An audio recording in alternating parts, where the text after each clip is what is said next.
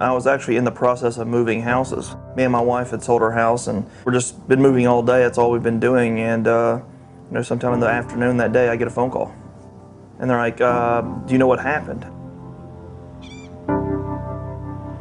I specifically remember I was in, of all places, Gary, Indiana. I was playing in a tournament, and we jumped online, and all of a sudden there was a lot of buzz and a lot of discussion about what was going on.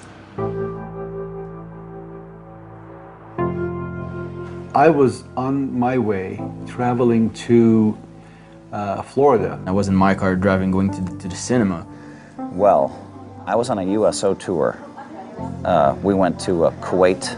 This is like the Kennedy assassination. Every poker player knows where he was.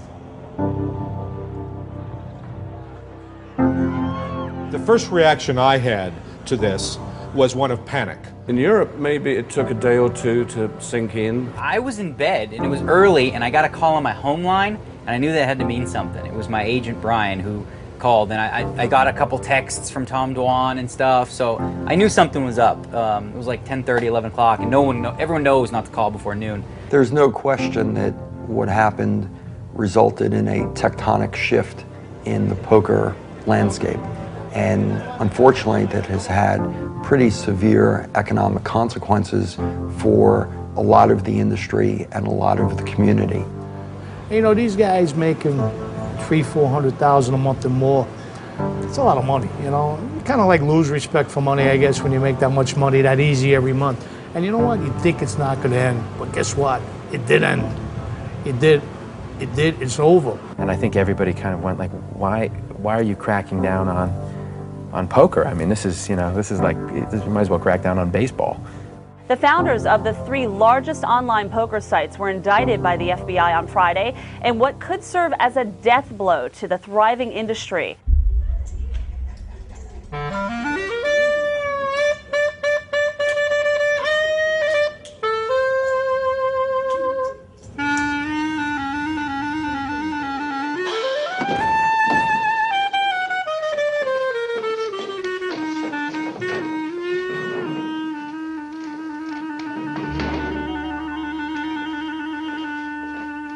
Whether you admit it or not, you all dream of that moment when you can change everything, when you can reinvent yourself.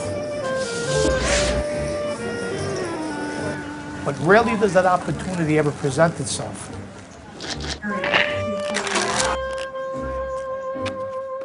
And when it does, how many of you would recognize it when it comes? And even if you did, would you have the guts not to just cash in while you were ahead of the game, but to gamble, to really go for it, go for all of it? I'm sure lucky I had a chance to break away from that meeting. The sort of dreams you never admit to anyone. The dreams you think of before you push in all your chips. The dreams you wish for with your eyes closed right before you blow out the candles. I mean, let me ask you this. When those guys back at Lexington and Concord were upset about paying taxes, fired the shot heard around the world, did they know what they were starting? Or were they just looking for some action?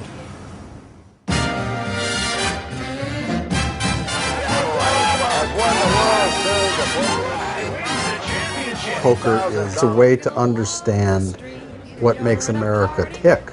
I just think poker players are the last American cowboys. Poker is the games as like jazz is the music, right? I mean, it's our game and the world's taking to it.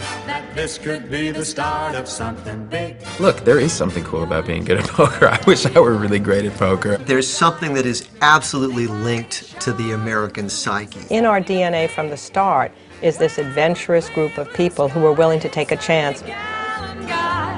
And this could be the start of something big.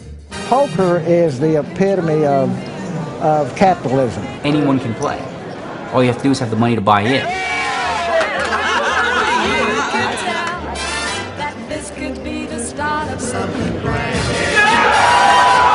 We have a potential high hand. The most amazing thing is that it has become as popular as it has. No one could envision the boom this thing's had. Poker right now is bigger than the Super Bowl.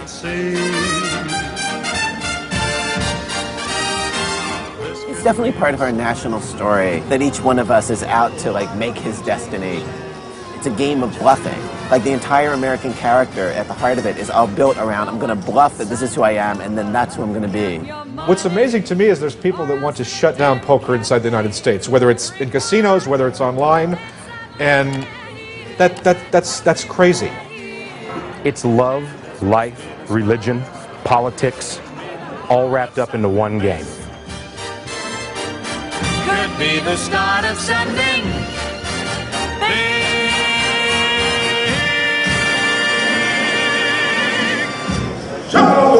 Shuffle up and deal. Shuffle up and deal.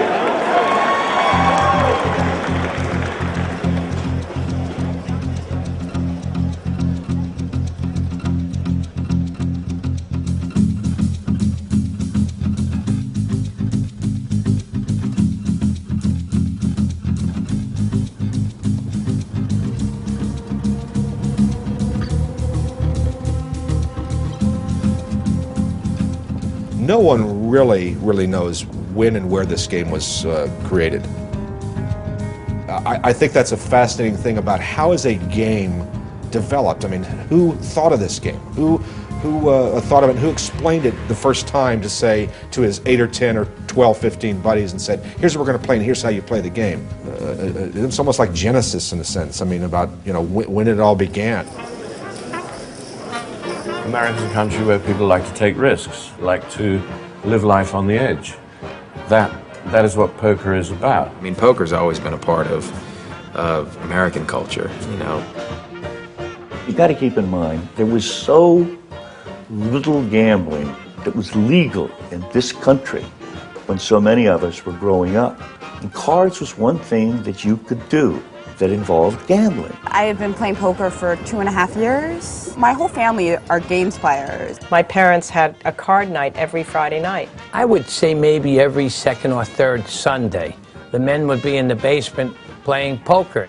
We played poker when I was growing up. We had a family game. And as a little kid, I'd come and they'd say, come on over here, rub my head for good luck. I always wanted to play poker because that's what Tom Sawyer played. In the books, all the boys' books, they always played poker. My father played with the friends in the house. My dad had this crappy set of plastic chips. The great thing about poker is if you've got a bunch of friends and you play, there's wonderful camaraderie that happens. We played low ball. We played 5-card stud, 7-card stud. One guy brings the beer, one guy brings the chips and the dip, and no one gets hurt too bad. Men with desk jobs and completely legitimate careers, they find it exciting for a few hours a week or night to behave like bad boys. Yeah, right now we're, at the University of Wisconsin Memorial Union, known to the students as a student union. Do you think any chance I could take a picture? No problem, let's do it. My poker career started here, so I remember this building well. It was right over here that I played my first poker game. A $5 buy-in. Ironically, you could smoke pot openly in the union. No one would stop you. But if you played poker, they'd roust you. So apparently back then, in 1985, poker was worse than doing drugs.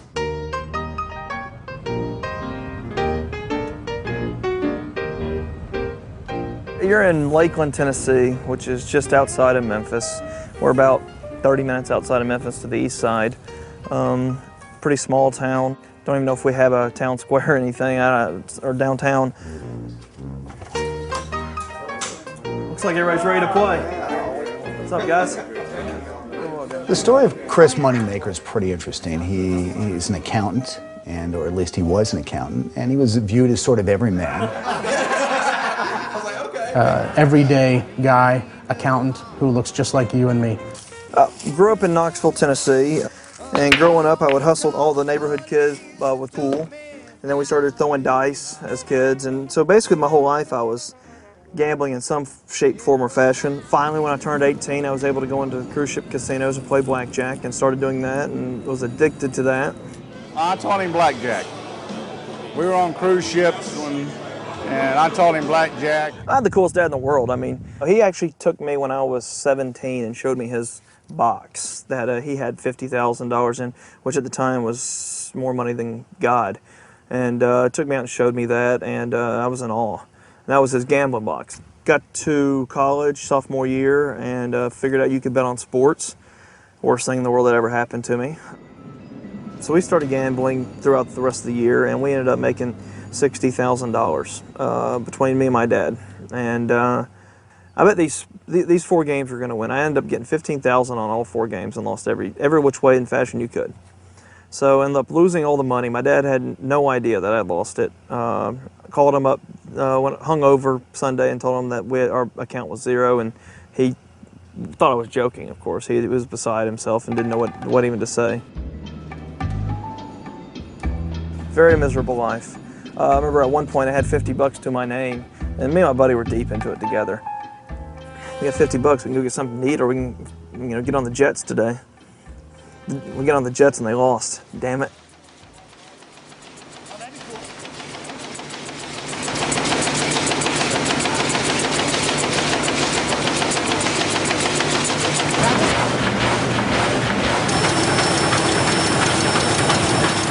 The process essentially starts with a single ply of paper that on its own doesn't appear particularly hand-worthy. This is what a sheet of playing cards looks like. This is the size of defect that will scrap out a job. If we have a defect that is that size, then we have to we have to shred that deck of cards because that's a marked deck. I mean, if you go back to the 14th century, 15th century, clearly it was the aristocracy that was playing with playing cards. They were truly a novelty. When printing technology got to the point where they could be mass-produced, which is into the 1800s, that's when you began to see people bring playing cards to the masses. And that is the emergence of a game based on a French game called poker, and it roughly gave rise to the game we know today as poker. Poker in the United States really starts in New Orleans, and that's the perfect place for us to start because it was a real melting pot. Gambling seemed to be something that was intrinsic to the culture here and to the way of life. Poker was considered a form of gambling. It seemed to have some sort of immorality about it, connected to liquor and cigars and girls, etc. The planters, when they got to New Orleans, they took that sugar, or that cotton, and sold it. They had their year's income in their pockets when they went back up the plantation. That's when the gamblers wanted to ride. They wanted to ride with the people when they had the optimum chance for revenue. One of the first written references to poker by a guy named Jonathan Green, who was a reformed riverboat gambler, calls it the cheating game of poker. It was all crooked. I mean, all of the professional card players were cheats without exception. This is being used even in today's casino world in private games, holdout devices. When I do my game protection classes, I show fellows in the Southern California card rooms using a holdout device. This central section of the Ohio River is sort of the incubator of poker and a flourishing of gambling in America because of all the steamboats that went up and down this river. The gold rush is where poker really heads west. Think back to the days of the Wild Wild West, where everybody had a 6-shooter on their hip and laid it on the table. You think of Wild Bill Hickok getting shot in the back, when he was playing poker. By the turn of the century, people were playing poker all over America. $5. Think about World War II. 5-6 million men and women serving overseas in battle. Now, between fighting, between hostilities, what do these men do? Well, they played poker to a large extent.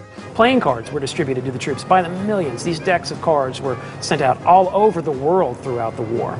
I think to a large extent, World War II may have been the greatest single booster of the game of poker as far as its popularity than any other thing in history. The fighting men of America coming home from France. Because all of these 6-8 million men who served overseas came back to this country and started having Thursday night poker nights. This made poker into America's pastime. There was a huge culture of home games. Men used to be in the den with their weekly game of poker.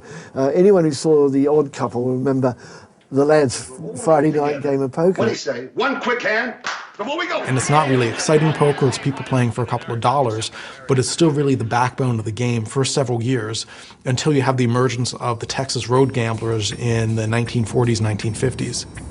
Guys like Doyle Brunson, Amarillo Slim are really the sort of founding fathers of modern poker. It was just like having a circuit. We'd go from one town to the other and play poker. Our only hazard was the hijackers. We'd get hijacked about every other week. They always said that winning the game was the easy part. Getting out of town with the money was the real problem. When me and Doll would walk in, the game would get real quiet. And everybody that had a short stack began to think of, it's about time to go water the horse or something. They could think, you ought to hear the excuses out here because they got to leave. The name of the game is Hold'em, something that sprung out of the South and Southwest. In the 60s, really, these road gamblers migrated to Vegas, set up shop here, and they knew that this is the top poker game in the world. Now it's headquarters for the greatest game in town, the World Series of Poker. And since Binion's is where it's at, that's where Slim is heading to hang his Stetson and defend his title. Can he do it again? The odds are 8-1 against him. And I'm Jimmy the Greek. It's for tourists to get married. Amarillo Slim beat 6 people in the 1972 World Series of Poker. And if you think about it, that's not that grand of a feat. But what he did from that relatively small victory, appearing on The Tonight Show 11 or 12 times, going around the country telling these tales, a larger-than-life, almost iconic type figure with the cowboy hat and the cowboy boots. And he was the embodiment of what everybody thought a poker player was. There used to be that image, that connotation, well, if you're a poker player, you might be a little bit on the sleazy side, kind of in the other side of the tracks. You know, I mean, poker was sort of grouped in with the vices, you know. It was like drug dealer, stripper, poker player. I think those would probably go together really well. Well, I think in a sense it's a whole anti-hero thing, you know, because the poker player really is in a lot of ways an anti-hero. Americans, we don't have kings and queens that we look back to. So we've had to invent our folk heroes. We like the people that are self-invented. We like the bullshitter, the con artist, the gambler. No one gives up. No one but women and children give up, and I'm neither one of those. Amarillo Slim was really the first poker celebrity. Well, I think that Amarillo Slim, in a sense, was very much like Babe Ruth. I mean, he was the first. He's a controversial figure, a person that probably, I think, is to a large extent sadly forgotten by the modern era. But what he did for poker in 1972 and the years after that really took this game out of the back rooms to something that's much bigger. Well, it's not too unusual. You know, occasionally the lamb slaughtered the butcher. This was a game that was very much Old West, Old Las Vegas, the Old South. And then all of a sudden in 1980, this brash New York kid that's 26 years old crashes into Las Vegas with the full force of a firestorm. He absolutely electrified card rooms when he came in. In 1980, a kid by the name of Stu Unger won the World Series of Poker. He won it again in 81. That was back-to-back, and it was the only times he ever played the game. He was a genius. They said he had animal-like instincts, and he was great for the game. He's after the kill now. He was sort of like the Keith Richards of poker. He was small but sort of just wired with energy and sort of boyishly appealing, and he just had a mystique to him, and he pretty much destroyed himself. He started doing cocaine. He started blowing all his money, and he went off the face of the poker world for a while. People lost interest after that. The 1980s for the game of poker was sort of a rough time. Let's do something different. What do you mean? We've been playing poker for 2 years. In the 80s, the poker player was depicted as the loser kid who couldn't get a date, who's playing with his buddies, borderline Dungeons and Dragons type guy. I think that there was an aversion to it because it was an older person's game. I mean, that's played by the old geezers. I was sitting in the MGM poker room I think it was about a week before Christmas. This was 15 years ago or so. And they walked in one night and they announced at midnight, this room is closing. Thank you all very much for coming. I mean, the Stardust didn't have a poker room. There was no poker room at Caesar's Palace for many years. Poker was not even offered in Binion's Horseshoe, which held the World Series of Poker every year. They didn't even have a poker room most of the year. I mean, for 15 years, there was no poker room in Binion's Horseshoe. Can you imagine that? All the poker rooms across the country were shutting the rooms down, making their rooms smaller, et cetera, et cetera. It just wasn't in the consciousness you could even be a professional poker player, you know? And I remember when I met my wife, and I asked her out on a date, and she said yes, and then, you know, as she found out I was a professional poker player, she was going to try to cancel the date. She's like, oh, great. If you told someone, you know, I'm a professional poker player back in the late 90s, they'd kind of, you know, maybe feel sorry for you and think you're broke all the time or something like that. It was like, it was a time for individualism, I guess. I mean, just all the technology that came around and different things, the Walkman, bungee jumping. I mean, who the hell have I heard of bungee jumping? I mean. And then, of course, comes the computer, which becomes a huge source of entertainment. People playing video games on the computer. So all of it has meant that what were collective activities, what were things that people shared with friends and family and neighbors, have now become much more isolated at home. It was a time where everybody was just into their own thing, and it wasn't too much group involvement. It was kind of weird, and then all of a sudden, boom, the Renaissance, the just straight up, and it's just crazy what's happened. I really do think that the new poker phenomenon has created a new American dream. Anyone has an opportunity to become a star. That's why poker is growing so fast, so big, because everybody can win. You know, everybody can play. You know, baby? It's just so massive, so many people, and it's amazing. We went from 12 tables to 15 to 21, now to what you see at 33 in, you know, less than a year.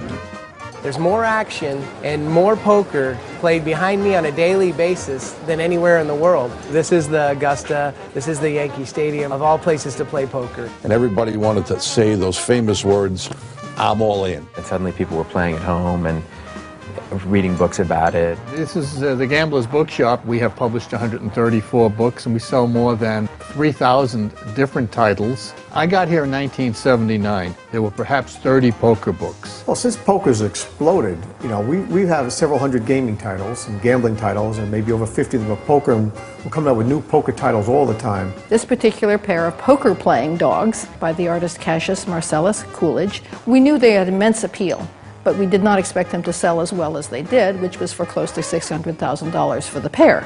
Now that's astonishing. 5 years ago, if I tell to somebody I'm a professional poker player, they're gonna look at me like, what? I mean, what are you doing? You're gambling your life away, or that's very bad. Today I'm playing poker, wow, that's really cool, and everybody, yo, brother, yes.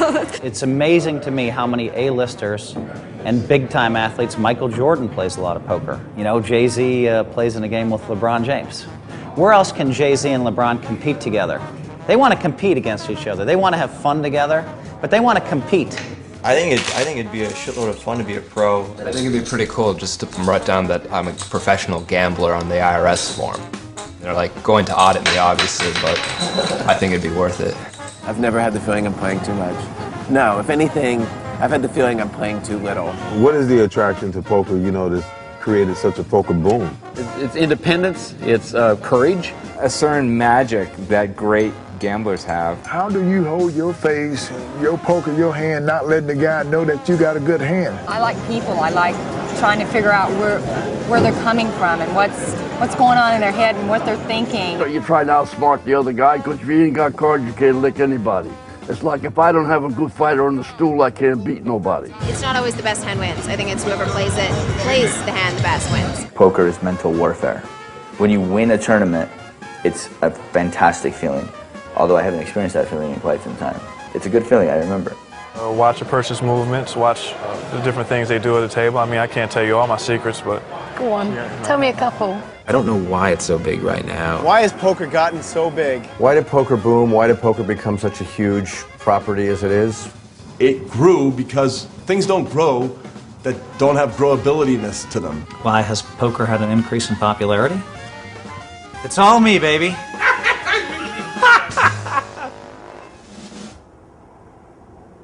He was obviously disappointed for a while, but he's my dad and he forgave me. So I vowed to get the money back.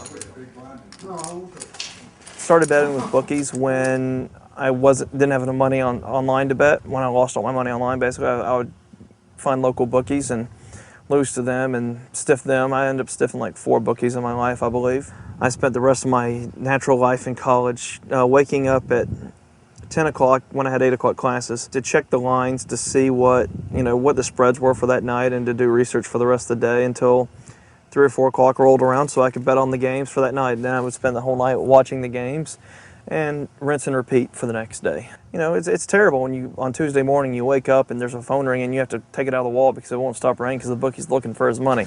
So basically I've been a degenerate gambler and every form of gambling you can do up until 2 years after college.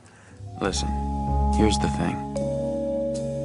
If you can't spot the sucker in your first half hour at the table, then you are the sucker. Rounders actually started me playing poker. I saw the movie, I thought it was great. I just got top 2 pair on the flop. I like the fact that it depicted gamblers in their truest form. They went broke, they lost it all. I'd been through that. I could relate to their story. I was in New York, I was doing some trading stuff, and I was pretty much up to no good. When a friend of mine, he kept going off to some poker club. It was called the Mayfair Club. And at that time, the club was on 25th Street in a sort of fancy-looking apartment building. You went in a side door and down a flight of stairs. If they knew you, they let you in. If they didn't know you, someone would come out and find out who you were. The Mayfair Club was a private club that originally opened, I think, back in the 40s as a bridge and backgammon club. People became members of this club and came in to play bridge and backgammon, and eventually they introduced poker to the club. As somebody who had only played in home games, the first time I walked in there and there were all these hardened gamblers, and it was scary.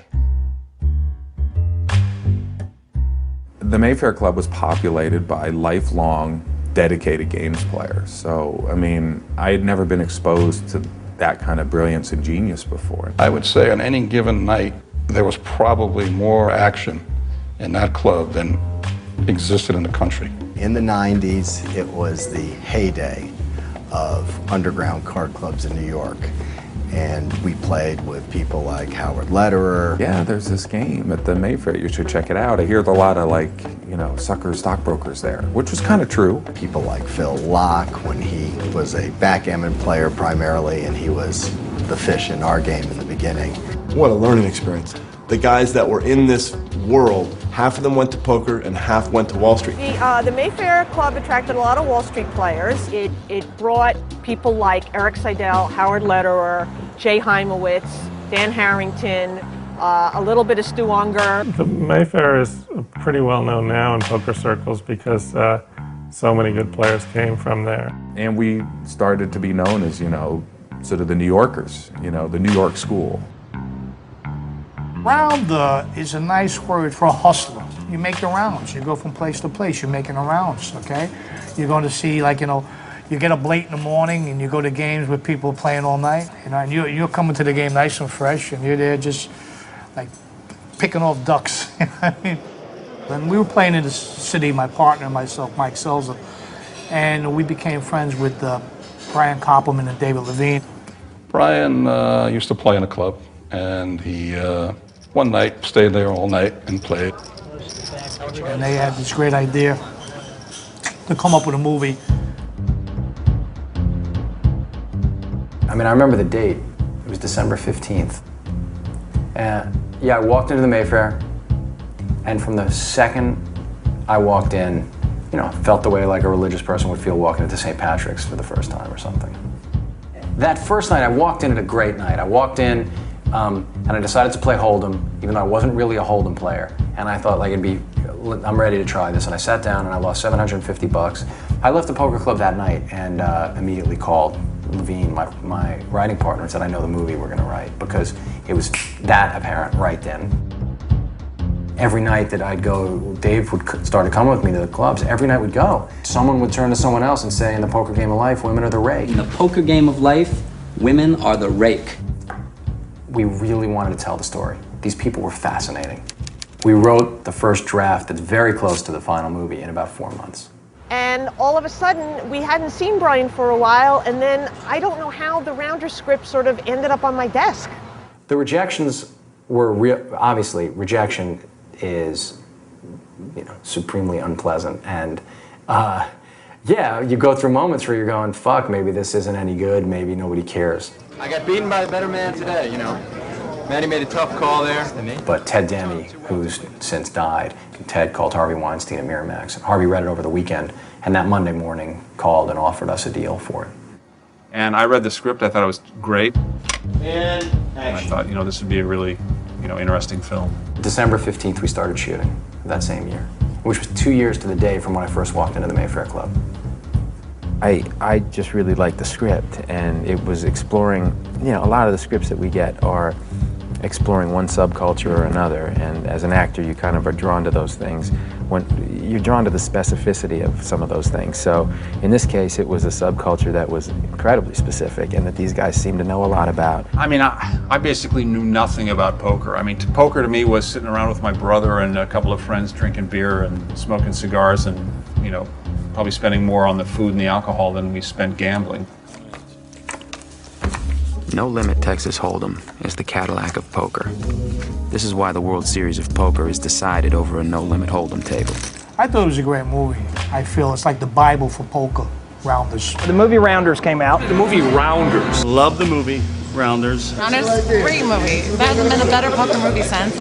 Rounders is unquestionably the movie that the most people come up to me and say, that's the movie of yours that I really liked. Rounders is my favorite poker movie of all time. Love the movie Rounders. Rounders has got to be the best poker movie ever made. I've seen Rounders 150 times and hope this is the best movie ever, I think. Why, are people having big memories of Rounders?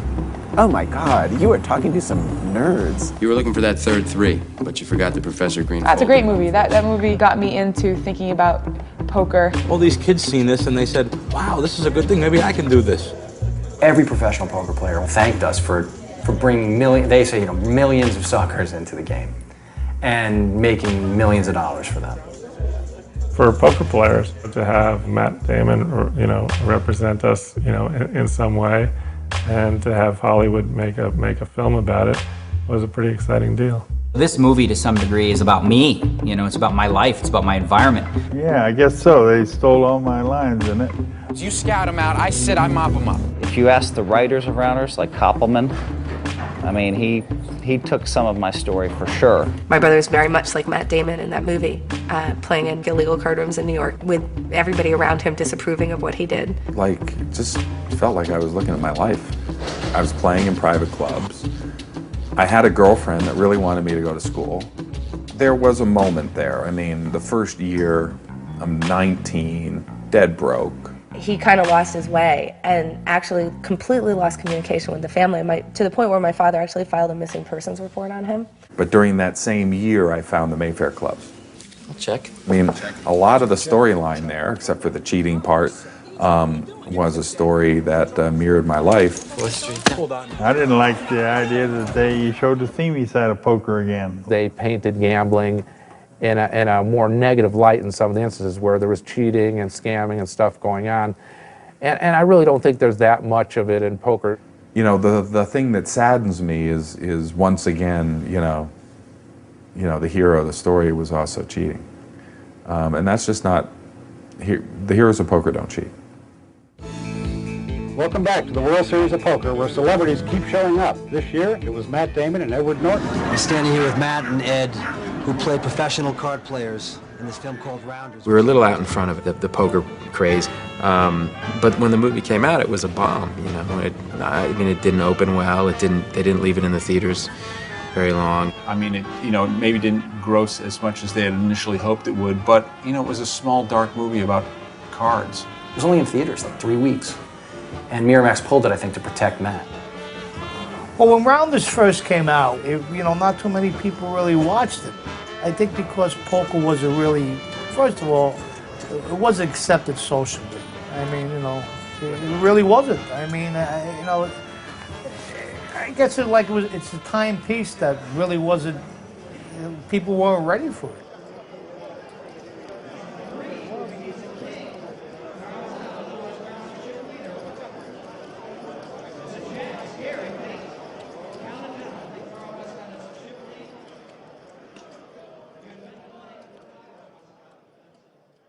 I was this big, heavy, drunk, degenerate gambler, basically bottomed out on sports.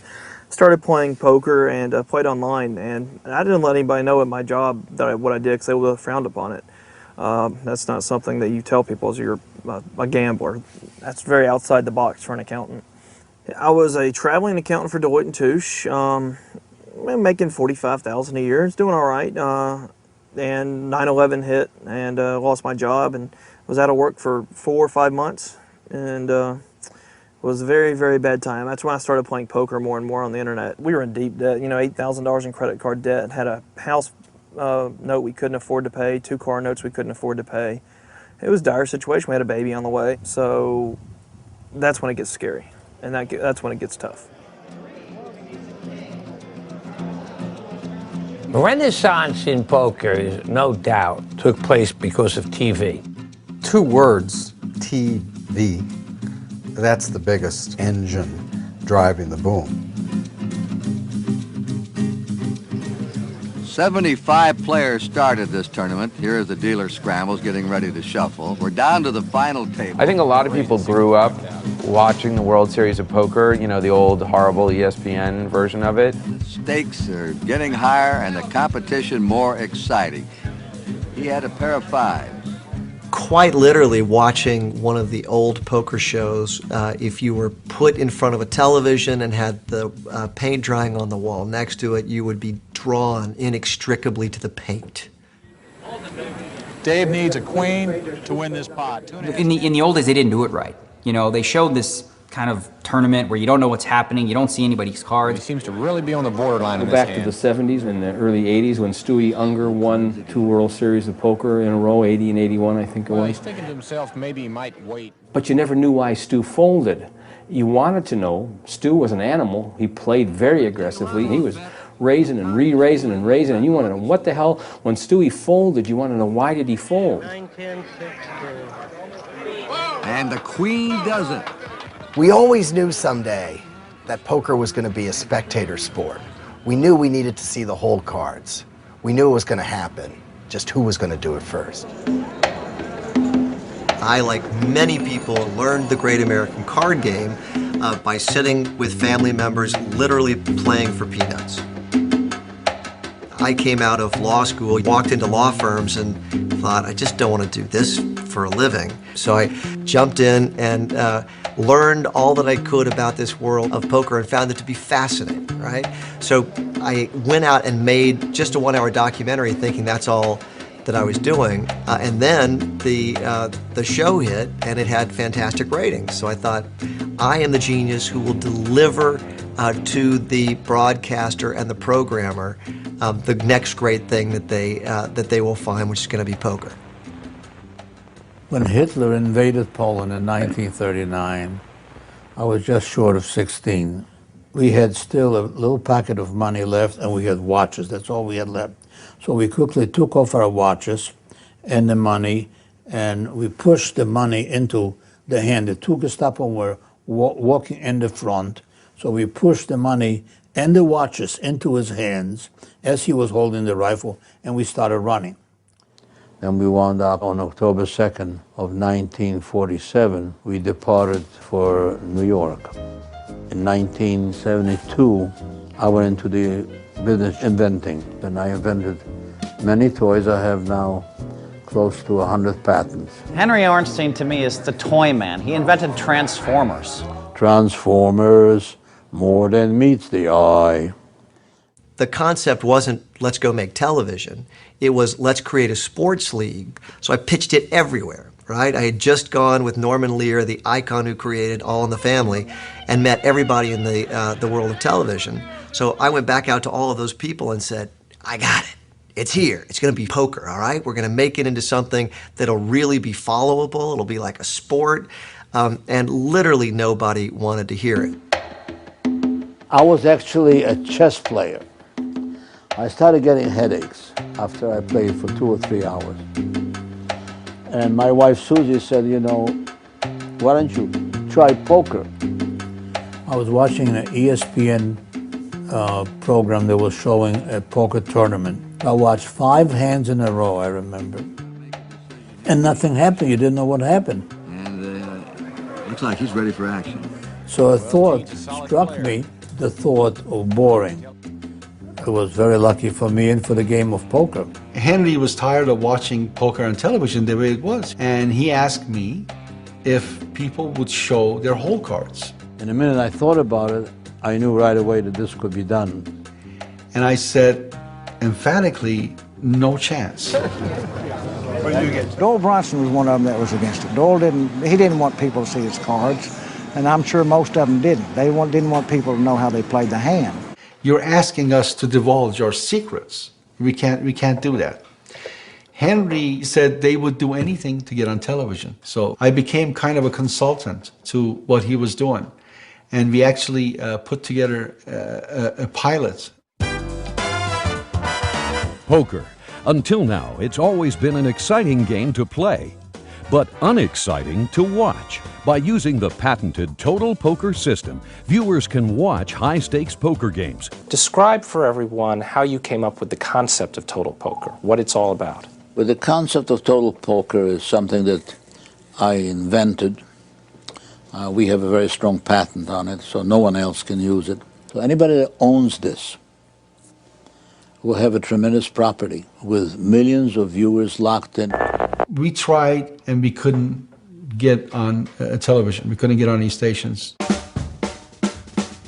The Travel Channel stood up and said, we'll give you primetime real estate. We were the first people to attach the whole cam to the table and put it on U.S. television. The WPT format has been exactly copied by everyone who has come along. It's a 4. So there you have it. The amateur. The World Poker Tour is the one that should get credit for the explosion in popularity of poker.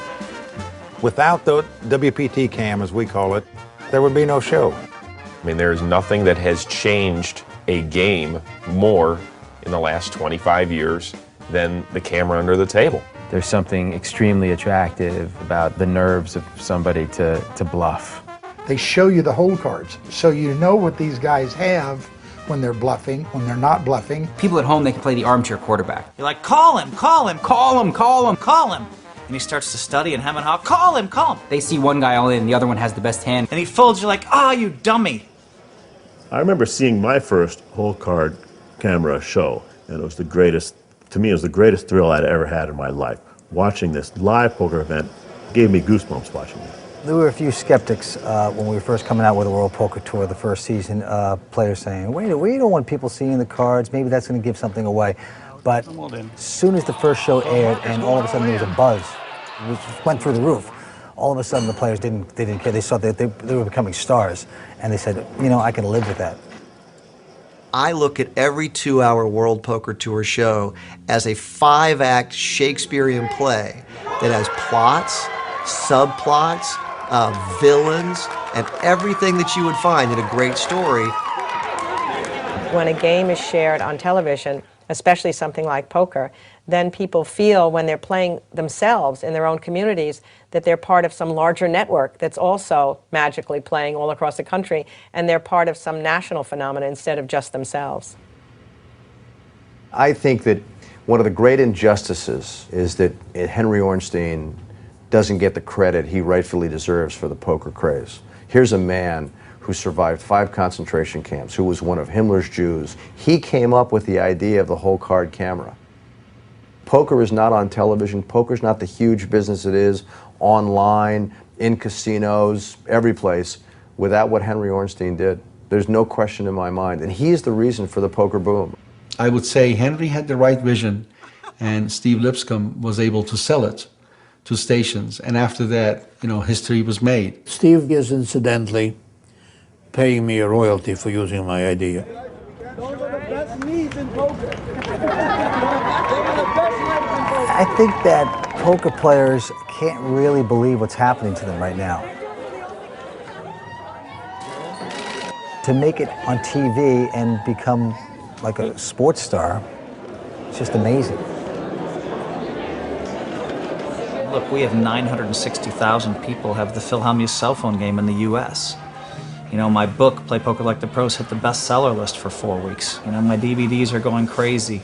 The companies I have a piece of have gone crazy. We have the Poker Brat Clothing Company. We have Phil's House Publishing Company. We have just projects after projects. And you just see poker going crazy.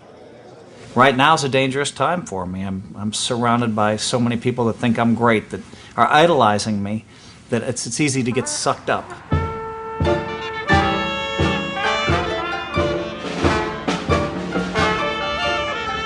I mean, there's nothing more glamorous than to live your own life. Live on the edge, lots of women, in good times. If you can fund that by playing cards, hey, who doesn't want that? I think as far as how people are perceived to play poker, television's really changed that a lot. You started to root for people, which was really, really important. You had all sorts of characters. Poker players were all considered like the fleas, or like, the put them over in the corner, don't be bothered with them, and now they're all rock stars. And we started seeing people going after these players, asking for autographs. And I was just floored. I couldn't believe that people were getting autographs from professional gamblers. It's weird being recognized now, and being the person. I was always the person that's like, oh yeah, look at, there's Barry Greenstein, there's Danny Grounder, there's Phil Ivey, there's all these people that you see on TV, and you're like, to give them a chance to meet them. Now to be like one of those people where people come up to me, and it's all been surreal, and it's all happened so fast. That's the American dream, baby. That's it right there. Yeah, 20 years ago, they wouldn't even admit what they do for a living, and now people people clamor for the autographs. Look, one day you can be sitting on your couch watching the best poker players in the world play on the World Poker Tour, and the next week, literally, you can go and sit down and compete with those guys, and unlike any other sport, you could win. The good and bad of television is television made everybody a movie star. You put somebody in front of the camera, they want to be a hand, they want to look 5 minutes at a hand, where poker is very simple. Either you're in, you're out, or you're raised. It doesn't take you 15 minutes to make these decisions. There are so many huge differences between the people who were doing this before 2003 and the people who came into it after 2003 in terms of attitude. And there are people who are clearly performing for TV. When they come in with these glasses or backwards cap, and they come in with all these little tchotchkes, they're assholes. Okay, they're complete jerks. I hate sunglasses. I think sunglasses should be banned from poker. The young kids, with the glasses and the dark glasses and the backwards hat, the few that I know, socially, they're like inept. They're like retarded. You don't look at those guys and it's like watching, George Clooney and Brad Pitt in Ocean's 11. It's like watching guys your exact human scale, and you just think like, that guy. People want to be famous too, and you go, you want to what? I want to be famous. What does that mean? You want to be famous for what? I don't know. I just want to be famous. And you go like, well, okay. The old-time gamblers, what made them so interesting was that they were operating out on the edge. They were on the dark side. And today, it's watching a guy filling up the gas at the station.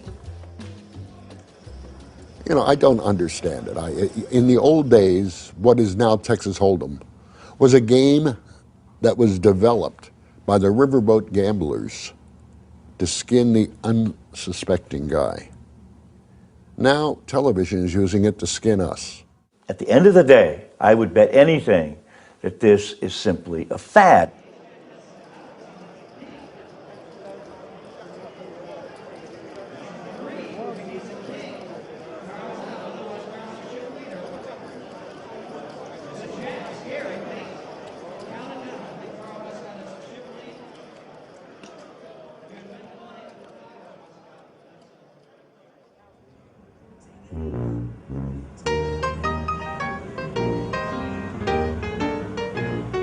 Well, I went for 4 months without income, and I had a good run playing poker, but it still doesn't make up for no income.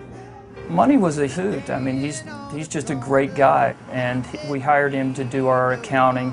He was basically our comptroller, handled all the books for the restaurants. I got that job. My old boss wanted me to go in for a consulting gig just to get some money. They're going to pay me a consulting gig to come into this restaurant. Oh, I think he spent more time playing poker online than he actually did doing the books. I mean, that was his passion more so than accounting.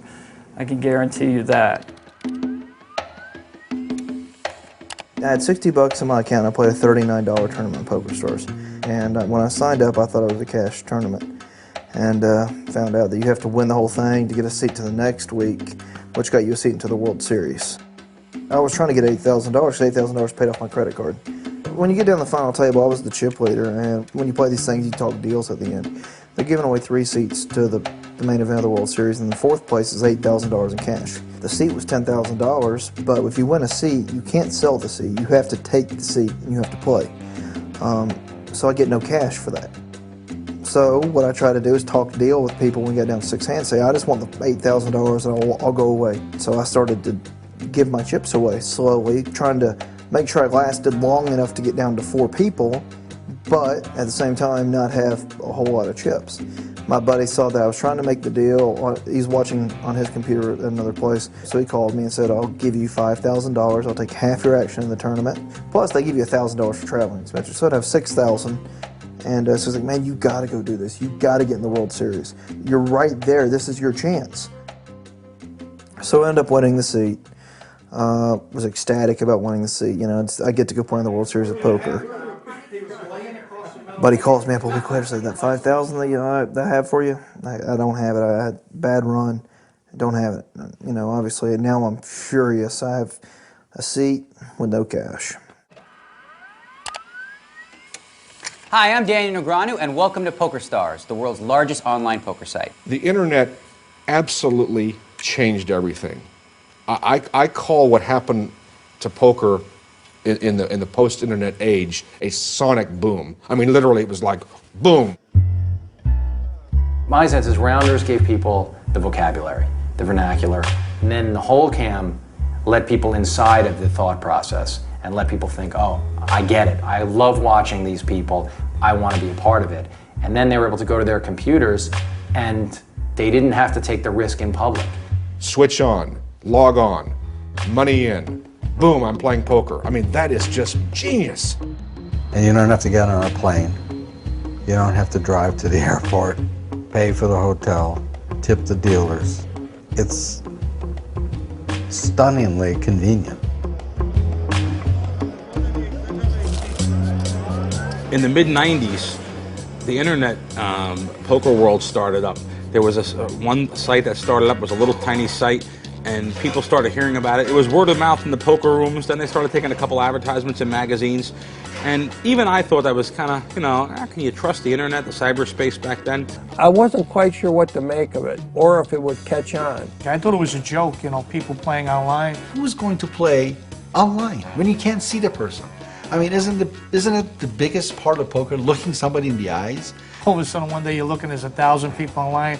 Then you look a few months later, there's 20,000 people online. Sure enough, I was proven wrong again. Originally, I wasn't a fan of internet poker either, because my very first columns on the subject warned of cheating. Let's just see if I have the concept down. You start off by sending a big chunk of your cash to somebody in cyberspace. And then you call him up on the telephone. And then he shows you pictures of some playing cards he claims you have, and pictures of playing cards he claims he has, and then he tells you whether you lost and whether you should send more money. You are playing against a computer. You are playing against somebody you don't know, and don't tell me that someone's not going to take that edge. I really watched the online world develop. Back in 1989, when I played, I was actually playing for play money. There was no real money involved. Then along come the real money sites. The first internet poker site was a site called Planet Poker. It's surprising you don't hear about Planet Poker anymore because they should have had the entire industry. And Planet Poker stumbled along. Their software really wasn't very efficient, so they'd crash all the time. Then along comes Paradise Poker. And Paradise Poker now is the king of the universe. Then along comes this upstart called Party Poker. An opportunity came up for me to go to work for this company that was going to develop the software for a company that became known as partypoker.com. I'm actually the one that said, this is the name you need. They had 6 domain names picked out for this site, and they said, which one do you like? When I got to India, I said, well, this is a no-brainer, Party Poker. And that was how Party Poker got launched. There are bubbles, throughout history. The dot-com bubble, for example, at the end of the 1990s and so on, where you had a wild speculation based on the returns of a few successful enterprises, fueled this irrational exuberance.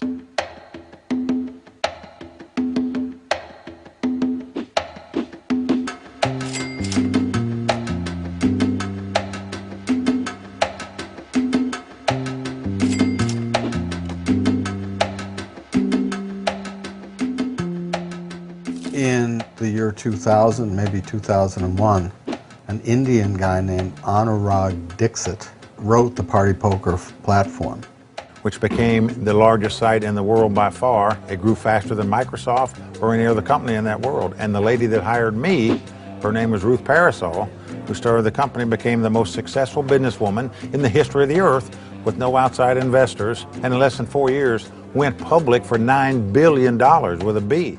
Party Poker was by far the biggest in the world. They were Coca-Cola of online poker, McDonald's of online poker, that type of company, and growing and becoming that big of an entity. Eventually, PokerStars came on, and I think they took it a little more seriously. I think their software is better. I credited PokerStars with introducing online poker tournaments. The boardroom table and the poker table. And then along comes Full Tilt Poker. And I think, Full Tilt Poker, I helped design the software of Full Tilt Poker, I believe. Well, so I have to say, I believe we have the best software, and I really believe we do. We're fully leveraged. Reading risk and reward here isn't much different than reading it on a spreadsheet. We play because poker's like business. The software development and the marketing were led by a lot of people who understood poker for the first time. Really, none of the other poker sites that came before Full Tilt were run by poker players. And if you're a poker player, then you should be playing there. I don't think that there's an important human activity that didn't find its way on the internet, right? Some of those things just turned out not to be particularly interesting or functional, like buying groceries. And some of those things turned into porn. But maybe one notch below porn in terms of popularity is poker. Early on, internet players were kind of scoffed at. Oh, he's just an internet player was really an insult. And I really think that's all changed. I'm an old school poker player. I'm a guy that likes to play live poker where you can look your opponent in the eye. But you don't get that opportunity when you play online poker. And I'm highly impressed with the young online kids that are now coming into the real poker world. These guys are phenomenal poker players. If it wasn't for the internet, some of this new breed wouldn't be around today. The game became so big over the past 5 years, and the prize pools were so big that they don't appreciate the fact that the older players had to work for it. I have a lot of respect for the kids that, that kind of grew up online playing poker. I think it's very cool. I mean, when you think that you can sit behind your computer and you can, pay all your bills just by your mind beating somebody else's mind, it's a beautiful concept. I guess when you play poker as a living, then you don't have any boss. You're your own boss. And I think that's what a lot of people like about it. My goal was to make enough money to pay for a shore house that summer with friends. I guess I did that and more, and all the other stuff that came after that was just a pleasant surprise.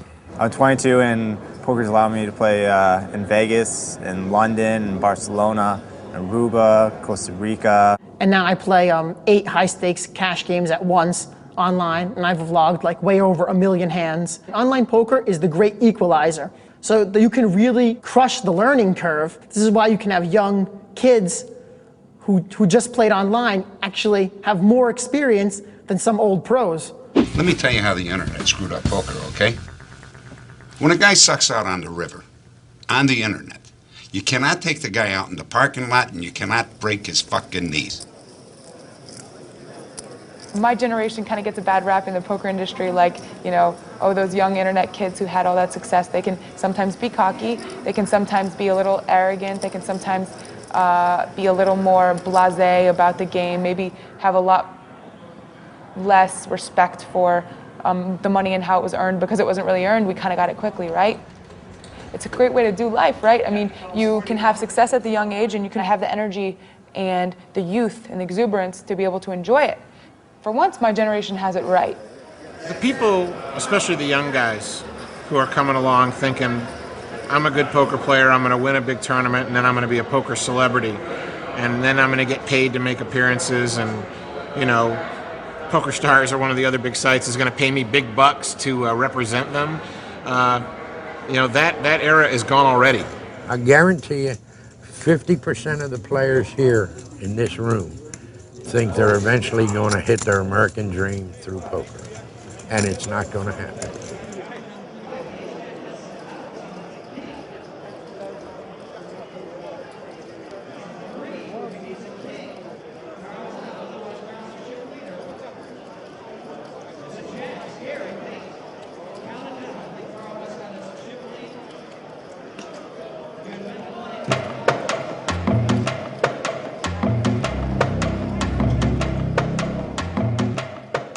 I think it's really like a crying shame what happened when Bill Frist kind of threw this bill back door. It was really seedy and really dirty. Well, you know, I see the UIGEA as one of the great pieces of political hackery that we've seen in a long time. These people are moral monstrosities. Really just kind of scummy politics to do it the way that he did.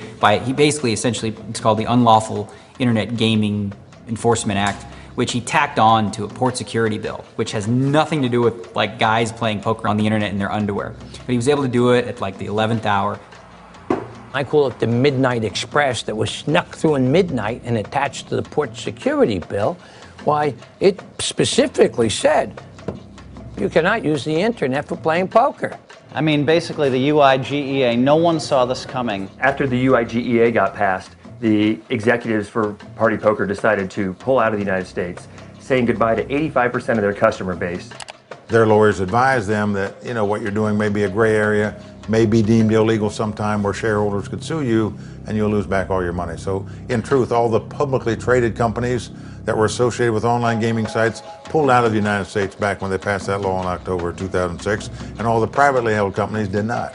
It's made it harder for people to get their money on the sites. And it's actually scared some of the sites out of the U.S. market. If they fly into the United States, the people that are the owners of the companies, or even board members, they're being arrested on site. So they have taken their money and run. Casella. Right. Those are the only Republican votes. Now, many of my friends in the Congress voted for this bill because they said, well, this way we can stop young people from coming in, from doing something they really shouldn't be, a 16-year-old kid who's gambling, etc. At the same time, they said horse racing, we're carving that out. You can bet on horse racing. Or you can play blackjack, or you can buy lottery tickets where you have almost no chance of winning and there's no skill involved, but you can't play poker. I mean, the real thing is whether or not it gets separated out from other forms of gambling, which I think it deserves to. Poker does exist in a sort of interesting world as far as its legal status goes. The companies that operate online poker have long argued that it's a game of skill in part and not purely a game of chance, and therefore is not illegal. That is separate from other casino games as far as its status and whether you can play it over the internet. The government clearly does not take that view. Online poker is something that is not outlawed by any federal law. The UIGEA didn't make anything illegal. that was previously legal. So it didn't change the law. It changed some of the enforcements of the law. So you've got all these kind of entrenched gambling interests that you can't really write an effective law that would truly outlaw something like poker without affecting these other things. So instead, they decided to punt and just try and write a vague law that would scare banks. You also have sort of a dispute over the interpretation of a law called the Wire Act. It was passed in 1961, and this law, is used by the government often to apply to online gambling, including online poker. And the Wire Act says, basically in a nutshell, that you're not allowed to bet on sports, across state lines over the telephone. Now, how is playing poker, where you're actually making the actions, poker is clearly a game of skill, where you actually are making the actions that make you win or lose money. How is that like betting on someone else's sports game? It's ridiculous to suggest that. Poker is, I remember seeing Chris Ferguson. He was like, I was making breakfast one morning and I saw him testifying in front of Congress, and he had taken $1 on an internet site and he turned it into 20,000 without ever having more than 10% of his stack at risk. It's not, I think, which is why it's legal in California. It was proven to be a game of skill. This is not something that has really been settled by the Supreme Court, for example. It's a good question. Is there a difference between a gambler and a poker player? Well, a lot of poker players take pride and they think it's interesting to say, I'm not a gambler, because I play so well, I'm playing within the odds, so therefore I'm not really gambling. No, wrong. There's also, you might have the edge, but many things can happen over a career that put yourself in that gambling mode. You might go broke even though you have the edge. So you're still gambling, and don't kid yourself. You got to know when to hold 'em, know when to fold 'em, know when to walk away, know when to run. You never count your money. When you're sitting at the table, there'll be time enough for counting when the dealing's done. Great philosophy. How many of these guys have been up at the top and then been busted? How many times, it's a cyclical thing. Because, come on, a lot of these guys are sick, degenerate gamblers on top of being poker players, They bet, 100 grand on 2 cockroaches running up the wall, so. Did I ever go broke? Let me see. Dole Brunson said he's been broke 20 times. I know I've done that. Yeah, well, actually, I'm broke right now. Let me think. Probably close to 6,000 or 7,000 times. I wish I was broke most of the time. That would be at least getting me up a level higher. I could fill a whole room with people who've gotten big scores in poker and are totally broke. But that's no reason not to have gambling, I don't think, and it's one of the reasons why I don't have any ill wills. Sure, I feel bad when I've taken a person's last dollar, but the reality is I didn't make them do that, and I don't think I would feel any less guilty if I was selling an overweight person a gallon of ice cream at the store, or if I wasn't selling cigarettes at the store. People sell cigarettes and it could cause lung cancer. Should I not sell cigarettes? And then maybe I shouldn't sell, bleached white flour either, because that's known to give people problems as well, or sugar. Should I check to see if they have diabetes? Gambling is a form of entertainment, and if you abuse that service that we're providing as dealers in casinos, whose fault is that? Any legislation would almost certainly have to pass by the top Republican on the House Financial Services Committee, Spencer Backus, who opposes any federal right to gamble and thinks it's addictive. My main concern is the youth of this country, whether it's drugs, whether it's gambling. It's just inconceivable for me that we can live in America and somebody in Washington, D.C. can tell a guy who's been working all day long that he can't go home at night and play in a $20 satellite online if that's what he wants to do with his money. You have a portion of this country that doesn't understand freedom. They just don't get it. And they remind me of days of Prohibition. When Truman was a young man, he learned to love poker early on. And when he was courting his wife, Bess, he wrote her a letter acknowledging that while he was deeply religious, that he did play poker and that sometimes religious people look down on that. But he said, I don't think it's such a bad thing to do. And Harry Truman would have weekly poker games at the White House with cigars and bourbon. God bless him. Eisenhower was a great poker player. Obama played in a regular game for 10 years, once or twice a week. That's how he met so many other, senators. I mean, we know that President Grant loved to play poker. We know that President Harding loved to play poker. And the rumor was one time that he bet the White House china on a set of cards and lost. I mean, Richard Nixon allegedly financed his first congressional campaign by playing poker. I mean, what does that tell you? My favorite historical example is the New Deal. And I never had any history professors who said, well, yeah, this is a poker term. Obviously, he's talking about cards. It's a New Deal. The pokeriticious behavior of soldiers and politicians and diplomats has been completely integral to how this country has worked from the beginning, which makes Bill Frist and the other sponsors of that bill so short-sighted and cynical and ridiculous.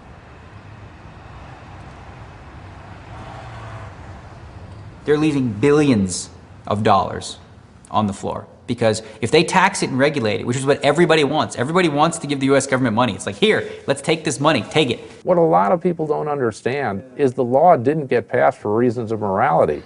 Oh, that's right. Bet first, cards later. Those people who are using the morality argument are just pawns in the game of the politicians who are getting money from other lobbying groups to lobby against poker, and they could care less about the moral stance.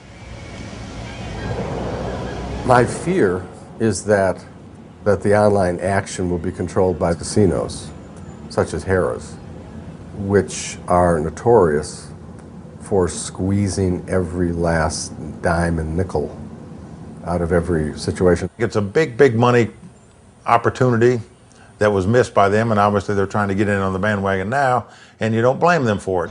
Well, I think the reason that the poker world views the brick and mortar casinos sometimes in a negative light is they feel as though the interests are not aligned. I think there was a real question in 2010 when people were talking about legalizing online poker federally as far as how this was going to work, because you had these big companies that were not operating online poker in the United States. They were doing what they would say was the right thing. They were keeping out of the US. Now they wanted to operate in the US. Companies like Party Poker, you have Caesars Entertainment, major casino company, runs the World Series of Poker, has this brand name in poker. They want to do it. At the same time, though, all the US players are with basically two websites, PokerStars and Full Tilt Poker. So if you're Caesars or you're, Party or whatnot, it's not necessarily great that these guys are the incumbents and they have all the US players.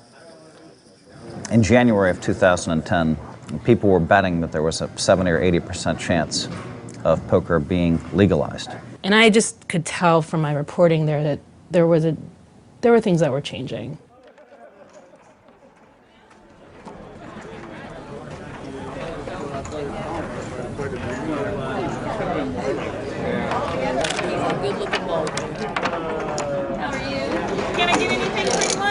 When you look at the poker boom, first of all, the kindling that got it all started, I think, is just that poker is such a great game. And people love it. They're fascinated by it. Now you could watch the game on TV and then try it on the internet, and then all of a sudden watching on TV was more interesting. So all that was happening. And then Moneymaker happened. Maybe that was just the final can of gasoline we needed to really make it all just explode. Obviously, I would say that it comes down to the Moneymaker effect. Moneymaker. His name was Moneymaker. With a made-for-TV name, Chris Moneymaker. Chris Moneymaker happened in 2003. Well, it's an amazing story. I mean, that was the story that launched the poker boom. Yeah, what Chris Moneymaker did was he bought in online to a satellite, and what a satellite is just a smaller buy-in tournament that gets you into a bigger tournament. I think it cost him $40 or $45. He qualified for $27 on PokerStars. In about 5 more years, we'll be saying invested $10. It gets lower every time we talk about it. I had $60 in my account, and I played a $39 tournament on PokerStars. Mediocre guy living a mediocre life who all of a sudden jumps online, figures out he's got a knack at this game, pulled together all of this money from friends, that he didn't even have, to go take this chance. Go to my dad and another guy, get $2,000 each from them. Instead of paying my credit card debts, I take it out to Vegas with me like a genius. The lights of Las Vegas illuminate the largest cash prize of any competition. more than the Masters, Wimbledon, or Kentucky Derby. $2.5 million. Yes! This is the World Series of Poker.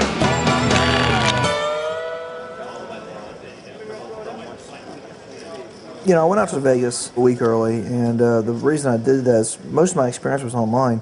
So I went down there, I played some no-limit cash games to get experience, to make sure I didn't have tells. But I make a deal with myself that I'm only going to play poker. When that deal gets thrown out the window and I see the sports book, that's a whole different story, I guess. I lost a lot of it in the sports book. By the time the tournament started, I was broke. You know, Lon, part of the romance of this event is the fact that anybody can pay the $10,000 and play alongside some of the all-time greats like Johnny Chan. It's a poker fantasy camp of sorts. But the reality is most everyone here has no chance of winning. The morning of, I woke up and I was nervous as could be. And as I started playing, I saw, heard some guy has 20,000 in chips already. I'm like, wow, I haven't played a hand. Some guy's got 20,000. This is a disaster. So we start day 3, and I walk in, and I can't find table 77. I'm looking all over for where's table 77? Oh, that's the TV table. I'm like, great. I'm at table with Johnny Chan, 2 seats to my left, and I'm on the TV table. Howard Letter's at the table too. It's me, him, and Howard at the same table. That's just beautiful. I'm petrified. Oh yeah, Johnny Chan's always fun. Fearsome sight at the table. He's called the perfect player. Howard Letterer is called the professor of poker. He looks smart, he plays smart. There is our featured table for the day. And a good look at Chris Moneymaker, just a regular guy, an accountant for a restaurant chain, here with the big boys. I told myself I'm not going to let him beat me up. Just don't do anything, don't play any hand that's going to make you look like an idiot.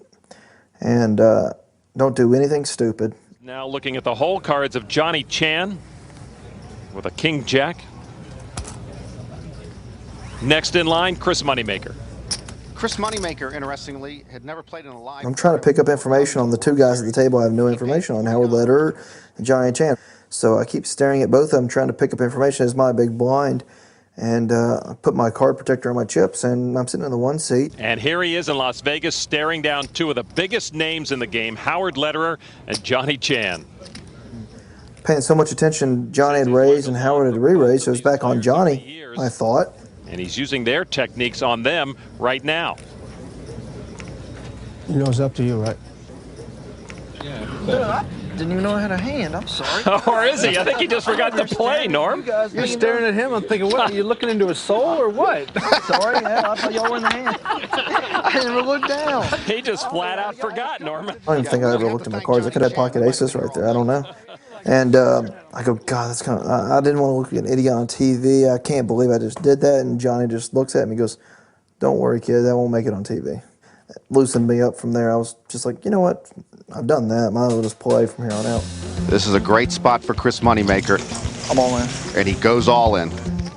And Howard does indeed fold, and Moneymaker backs Letterer down. I can breathe again. And Chris Moneymaker takes the pot. Maybe if you're Chris Moneymaker, Lon, you're wondering if you've got what it takes to beat these big boys. They picked on me a lot. I picked it up a little bit. I didn't play position very well. They just beat my head in over and over and over. Checking the clock, this could be the final hand of the session. Players are going to want to make some fireworks before they hit the exits. And we're about ready to go on a break, and I'm on the button with an ace-8 of hearts. Over to Chris Moneymaker. And he's going to raise 6,000 to Johnny Chan. Johnny's on the big blind. He calls. He always defends his blind against me. Pissed me off because he always outplayed me after the flop, and it was so frustrating. So he calls and I'm like, all right, just give me a flop. He's got a King 5 suited. And this is a good flop for Moneymaker. Well, the rest of the players have left the table for the break, and right now we have the perfect player against the amateur of amateur, mano a mano, in this hollowed-out poker ring. Johnny bets, I raise, and then he re-raises, and I push all in. It's like, this is just a nightmare. All right, here you go. Johnny's going to put it on the line. I need a heart, dealer. Johnny's best chance is a deuce for a straight. So I figure he has ace-king. I know he has ace-king to be putting his money in there. Well, yeah, man, in bad shape. I was like, wow, I got my money in really good here. No deuce. The turn card, a 9 of hearts, and that's going to do it. Chris Moneymaker with the ace-high flush takes down Johnny Chan. Wow, this is like Buster Douglas knocking out Mike Tyson. Once I put him out, I saw how he put his money in, drawing to nothing. It's like, wow, you know, he beat me up for that long, and he probably didn't have much. Maybe I can start gambling, and these players aren't as good as I thought. Just got a lucky hand and caught him that time. I came in nervous as could be, and I've loosened up. But I hope I can finish this thing off and be a real moneymaker. I don't know. Rookie Chris Moneymaker is still alive. Here comes the river. It's another king for Chris Moneymaker. Another good hand for Chris Moneymaker. Moneymaker with the better kicker. A huge hand for Chris Moneymaker. Only an 8 is going to save Chris Moneymaker. Here comes the turn, and it's an 8 of clubs. An amazing turn of events. Chris Moneymaker got the miracle 8 on the turn. Wow, what a move by Chris Moneymaker. He put his tournament life at stake on a pair of 3s. He's out of the tournament if he loses that pot. It's not poker strategy that anybody would write up. How far can this young kid from Knoxville go? We're still looking at Phil Ivey in the field, and I still think he's the man to beat. It's been a long day. You know, everybody's tired, everybody's yawning, and I'm on the button with an ace-queen. The flop comes 2 queens. A monster flop for Chris Moneymaker, who makes 3 queens. I'm like, Yahtzee. All right, no one's going to have any of this. Everybody's going to fold when I bet the flop. So Phil Ivey checks, Jason Lester checks, and I'm man, I only bet $75,000. I want to keep people around. I thought he might have pushed it more. Generally, Ivey calls and Lester folds his at 10s. this point, the next person knocked out doesn't make the final table, so Jason Lester. Here comes the turn, and it's a 9, and that gives Phil Ivey a full house. Miracle on 4th Street for Phil Ivey. And turn card comes a 9, which fills up Phil Ivey. He has 9s full of queens now to my 3 queens. He checks, and at this point, okay, I'm ready to end the hand. I mean, he's got 400,000 left. So I said, all right, well, I'm going to go ahead and get this hand over with. I'm going to bet 200,000 and just end it, and we'll go on to the next one. That's what I'm thinking. I'm all in. He is all in. And quickly called. The pot size is $1 million now. 9's full. Yeah, Moneymaker is disgusted. He never could have assumed the 2 9s in the hole for Phil Ivey. He flips over 2 9s, and I'm just disgusted. Which would knock out Phil Ivey. Moneymaker's looking for an ace on the river. It's an ace!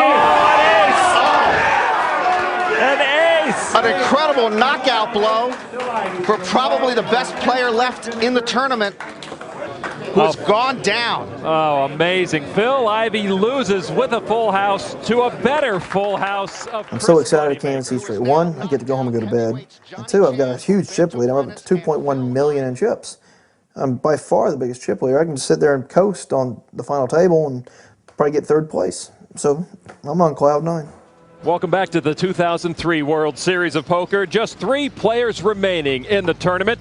That means 836 people. Once we hit 3-handed, though, I turned into a madman. I just started raising every pot. I was beating the living hell out of them.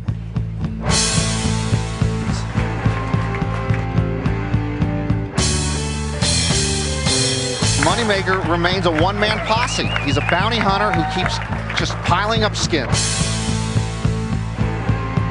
The river card is the final card for Dan Harrington. He is eliminated. Oh, money! Approaching 1:30 in the morning. Final table has taken 11 hours or so to this point. Don't do it. And is a 3 of hearts. Moneymaker doesn't get to either draw, and the pair of 9s is best. I'm all in. Chris is all in. Chris Moneymaker going all in with nothing. A stunning play from Moneymaker, who missed his draws, has nothing, and now has put Sam Farhall all in.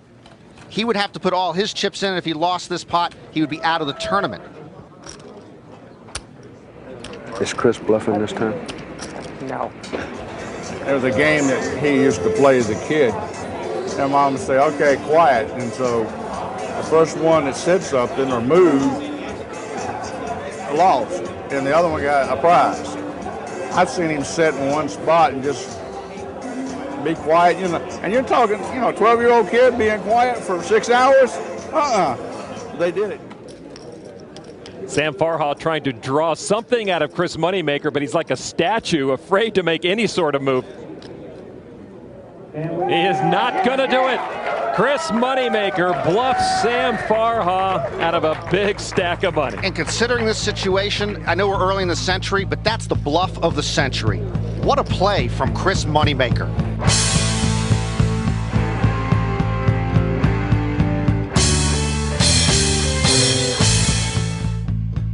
And here it comes. It is Jack 5-4, 2 pair for Chris Moneymaker.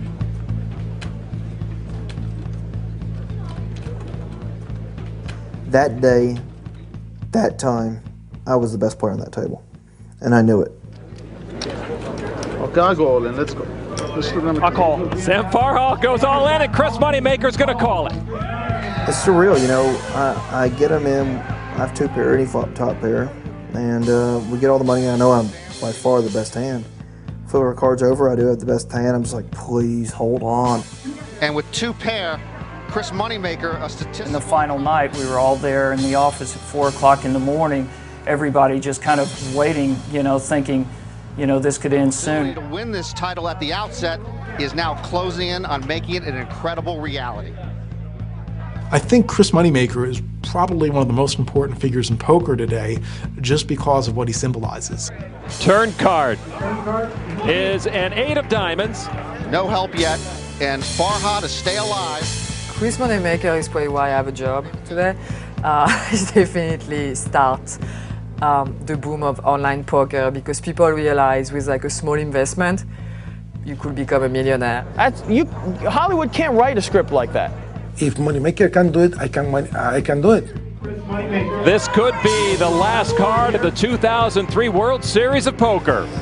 The Moneymaker effect is really the best representation of our essence and character.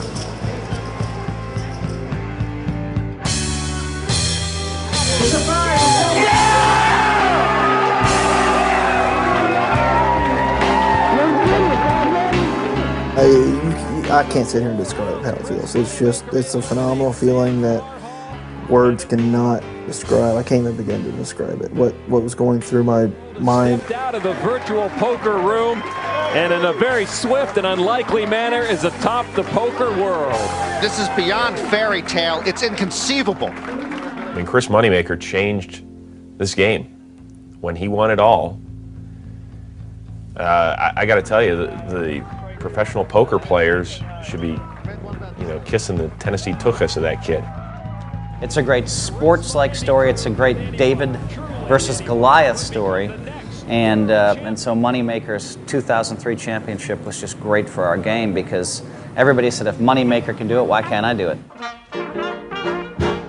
If I was to point to 2 absolutely watershed moments in poker history in the modern era that absolutely catapulted this game from backroom to a major league sport in a sense, it would be 2 things. It would be Amarillo Slim winning the 1972 World Series of Poker and the after effects, and certainly Chris Moneymaker's win in 2003. You went from online $40 to $2.5 million in front of a nation. After Chris Moneymaker, you had a group of young online players that were actually making a living playing online. That's the epitome of the American dream. I mean, people came to this country with nothing in their pocket with the ideas of someday seeing hundreds just dripping out of them. Well, Moneymaker did the exact same thing. He went from nothing to a millionaire overnight. That's what people want. And as it shows in the next 2-3 years, it went from 839 to 26 to 56 to 87. You went up in 3 years tenfold in the number of participants. Everyone thinks they can win it. I wouldn't be surprised if there's kids growing up that are 17 or 18 and have a Chris Moneymaker poster on the wall instead of a Kobe Bryant one. Not so sure how good that would look on the wall, but you know, I mean, that's the point, is that people say, you know what, Chris Moneymaker can do it. I can do it too. Welcome to Poker for Dummies. I'm Chris Moneymaker from Nashville, Tennessee. And yes, that's my real last name.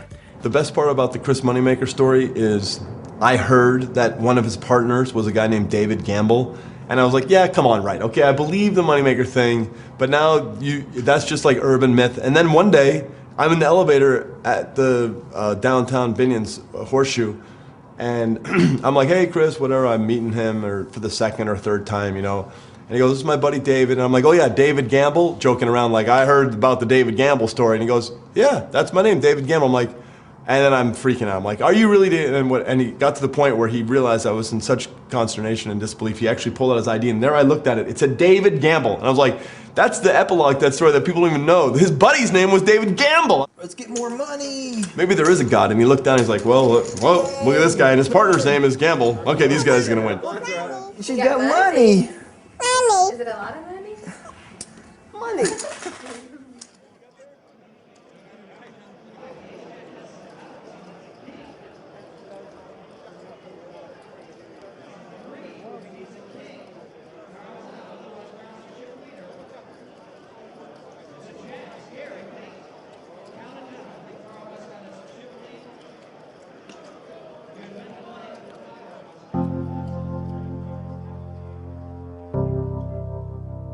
I was on Montana Avenue in Santa Monica when I got an email. You know, it took a little while to sink into what actually happened. I was driving to Caesar's Palace, and I got this phone call. It's kind of like, where were you when JFK was shot? I had just woken up in LA, and I went to my computer, and I started seeing tweets immediately talking about what's going to happen to my money. And it was just like bam, bam, bam, bam, bam, everyone tweeting about, oh my God. I was on the phone with somebody and they're like, can you believe what's going on? And I'm like, what's going on? And they said, wow. And then blah, blah, blah, blah, blah. They shut this down, they shut that down, da, da, da, da, da. And I'm like, you gotta be kidding me, really? It was like the end of the world in poker. It just, everything stopped right there. It was over. Well, April 15th is typically known as most people as tax day, but unfortunately, April 15th, 2011 will be forever known for poker players, especially online poker players, as Black Friday. That's the day that the Department of Justice indicted about 11 people. They focused on 3 websites, PokerStars, Full Tilt Poker, and Absolute Poker.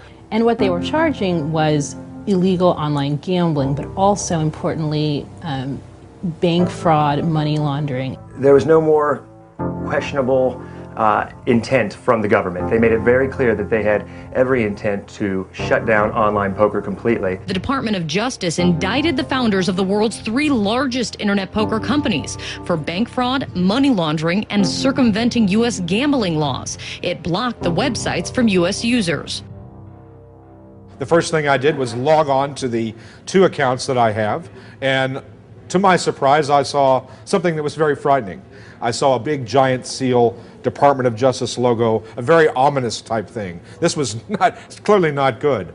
And it was certainly the first indication that I think we really had in concrete that everything had suddenly changed. Some breaking news related to, I don't know, man, but full tilt poker and Ponzi scheme in the same sentence, D-Row. Yes, Scott. There's a new amended complaint from the civil point of view from the Department of Justice today saying that Full Tilt Poker operated a Ponzi scheme. The U.S. Attorney in Manhattan says the site illegally paid $440 million to its directors, money that the site allegedly took from customer accounts. They've also, by the way, added 2 big poker stars' names, Chris Ferguson and Howard Lederer, to the civil case here, but it's unbelievable.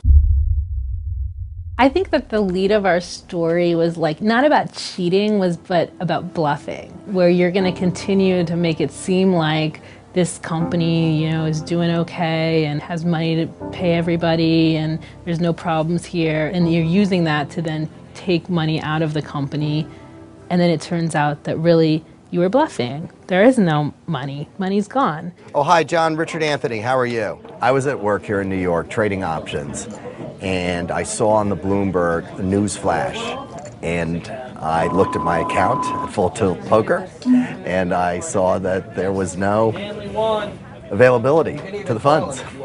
And eventually the Justice Department did work out deals with these websites that would allow them to allow the players to access the site in order to get their money back. It's just, as we now know, one of the major sites, Full Tilt Poker, couldn't pay the players back. It's a day that will be etched in infamy. Well, the prosecutors in the Southern District of New York decided that it was more important to prosecute online poker sites for receiving money for people to play poker and paying out the winners, then to prosecute the clear chicanery perpetrated by Goldman Sachs and the other large investment banks on Wall Street and off of Wall Street. Our government's a squirrely little bunch, but you know, it's all about money. They want more money because they spend all the money they have, so they have to go get more. $3 billion is what the DOJ is asking for. $1.5 billion from PokerStars, $1 billion from Full Tilt, and $500 million from the Absolute UB group. And that was kind of their demand for like fines and penalties. The government believes that playing poker on the internet is illegal. Period. If there are people out there who think playing poker is great, why do we care? Okay, that's fine for them, and maybe there are a lot of people that feel that way. But I think the government's position would be that it is an illegal activity.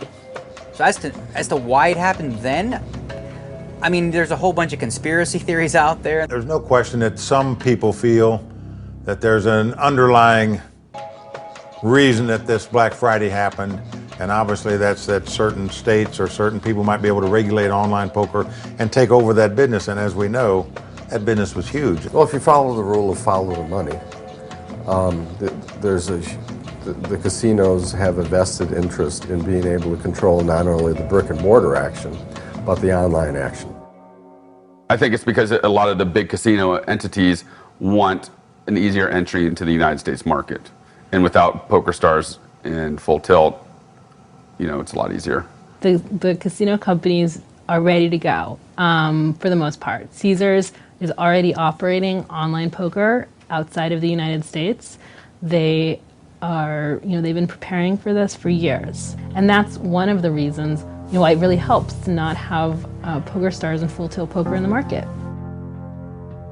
Internet poker was a lifeblood for hundreds of thousands of people. I mean, the best way to describe what an online poker player is, a successful online poker player, it's sort of like a day trader. I mean, you know, these guys are basically sitting in their house like a day trader would, and you know, have a set schedule, and they basically work for those hours. Playing poker is a skill, it's a craft, and it's something you develop over time. It's not something you can just pick up and just start doing and making money at. You have to actually work at it. And then for them to, the government to pull the plug like that and just take it all away, it messed up a lot of people. I've got a lot of friends that are in really bad shape right now. Their monthly income has been not only affected, it is, in my case, it's just disappeared. Because I played almost exclusively online. When there's an industry that's this big, that's billions and billions of dollars, you sort of can't overstate the economic impact that something like this has. Yeah, there's no question that Black Friday dented not only the income of poker players. It's hurt a lot of people. It's hurt marketing companies, publishing companies. I mean, television shows have gone off the air, which trickled down to people like, you know, us, Bluff Magazine and other websites. It just goes boom, boom, boom, boom, boom. You can imagine, you know, on a given day when we're doing a production, 80 people are working. And they're all thinking, oh, show's coming to an end? Will there be no more poker shows? These shows aren't going to come back next year, these after dark pokers. I mean, who's going to put the money up for it? If you look at it, the poker companies created the poker boom and had a huge amount to do with it on television. And so, was the poker boom a real boom, or was it a manufactured thing by these online poker companies? And can it outlast PokerStars and Full Tilt Poker? From the last number I had seen was a few months ago, I think, was that the amount of people playing poker in the US was about 50% of what it was. So it's not zero.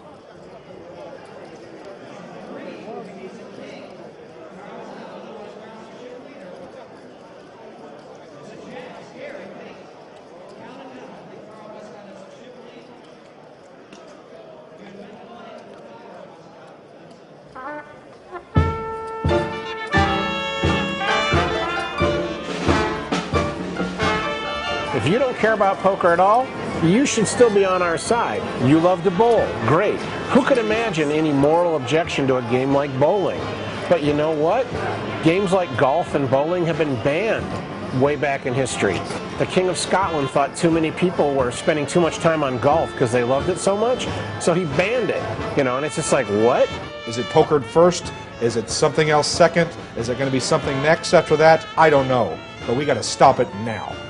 Well, I'll tell you one interesting thing to me, which is that as a citizen, as a friend of poker players, I hate this. I hate what's happened. My heart goes out to these guys. I want them to be able to get their livelihoods back instantly. As a romantic, as somebody who has celebrated the outlaw spirit of poker and the poker player, something in me likes the idea that poker's back in the shadows again. That, at least mythically, poker had to go back into the saloons and back underground. Because one of the great things about what it meant to choose the life of a poker player was you were in the tradition of Doc Holliday, not in the tradition of Davis Love III, you know, a professional golfer. And while 99% of me feels like we should get past this instantly, there is that 1% that still likes the idea that the poker player is somebody who flouts convention and doesn't need the government to say it's okay in order to engage in it, but is just determined to live by his wits no matter what.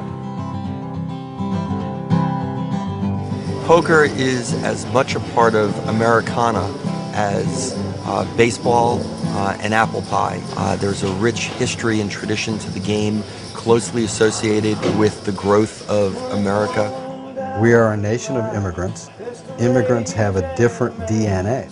They are much more naturally risk takers, and the people who come over from Vietnam and Central America, everybody who's here is 1 or 2 or 3 generations removed from people who took enormous risk. There is a bit of, you know, that Western swashbuckling, a riverboat gambler mentality built into us. You know, poker's, you know, the great American game. And I think there is a mystique about people who, in a sense, can control their own destiny through gambling. That was a crazy game. Some people don't really take those real risks in their lives, and maybe the game is where they can take those risks. Always before, there was the sense that I can do better than my father, and that sort of peaked. And so many children grow up today thinking, I'll never match Daddy. I'll never be as good as him. I think now with mass television, with the movies that show enormous amounts of success quickly, that people want it more quickly because they're more aware of it than they were before. So what do you do? Do you plan over the long haul? No, I'm going to get a quick kill. Poker, hey, man, I'll make a killing. That's how I'll do it. I can't beat Daddy over the long haul. I can beat him with a one-night stand.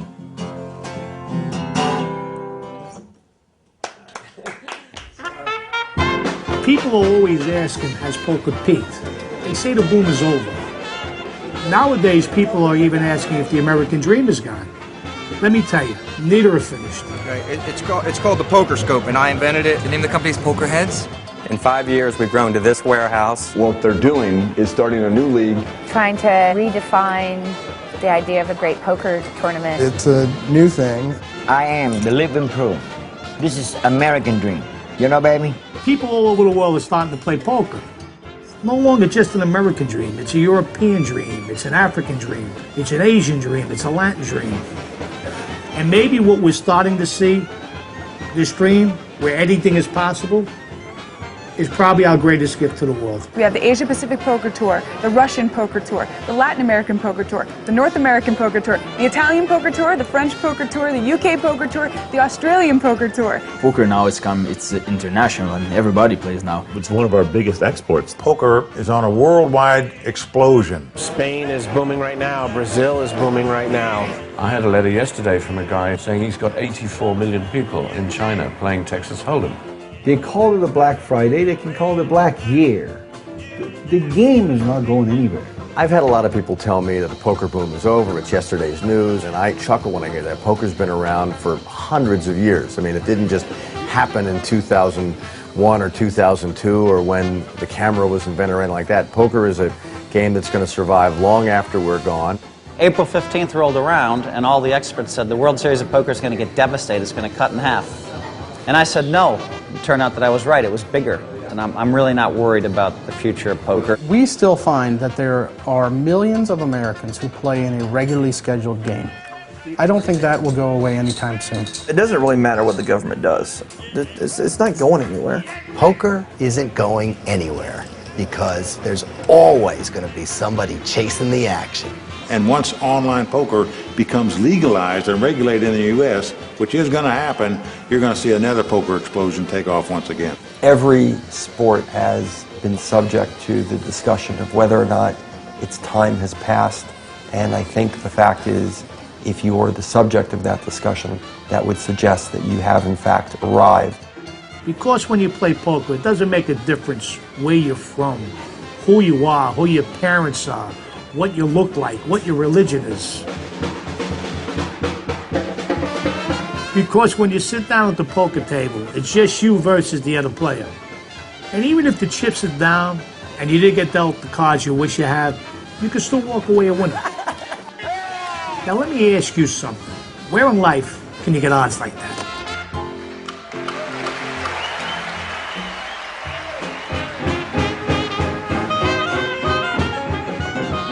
You know, why do the world's biggest movie stars, you know, why do they seem to be so impressed by me? I personally hate talking about poker. People always want to talk about poker, and you know, I have certain rules when it comes to discussing poker that my friends that are kind of getting into poker know that I don't really like talking about poker. They respect me because I've had perfect honor and integrity in the game all these years, and I happen to be a really great guy away from the table. The two things that I've never done that I feel sort of like diminishes me as a man in the late 20th and early 21st century. I never took up golf, and I never played poker. Under conditions, it can be a contact sport, as a matter of fact. And you just burn that $100 bill, and you try not to get burned yourself at the table. And what people think is that you're so crazy, and they'll call you more. The cigar smoke was so thick, and the whiskey was so abundant, and the cursing was great, and I suspect that even then people looked upon it as, should a president be doing this in the White House? But Harding had his own outsider status. He was also having sex with a woman in the closet, so in the middle of the White House. So I guess playing poker was okay for him. I do have vices, madam, but they're all the vices of a gentleman. People who don't take risks don't get better. Me, I don't think I've ever taken a risk. I don't know. I mean, the funny thing is, you know what? I don't like thrill rides. I never want to do things like parachute, bungee jump. I would say the biggest risk I ever took was getting married. I guess I got married. Getting married was the biggest risk. Marriage not included? Okay. When you asked me what the biggest risk I've ever taken, I knew instantly what it was, and I'm legally, I can't talk about it. I can try and think of the second biggest one, but I'll tell you later. I was able to feed my ego and my family. You know, you think of poker, you think of dirty, dark room, and you think of seedy underworld characters of whatever. You know, there's money here on the table, and I'm hosting this game. I'm responsible to run a good, clean game. So, you know, don't fuck with me, okay? Most of the people who kind of ascribe this dream or this thing, it's an emotional dream that they're having. It's this thing about passion and emotion, and oh, the moment when I crack him and I have this and he has that, you know. Whereas for the real guy who sits there and does it day in and day out, he's seen every possible thing that could happen. Because I abhor Christmas and I'm a Jew, I don't have to celebrate Christmas with anybody. I'll go to Vegas and just play poker. There are a lot of people who are not interested in Jesus in this country, and many of them choose to gamble. And if you think about, like, well, where would the godless go? Vegas is a good destination, you know?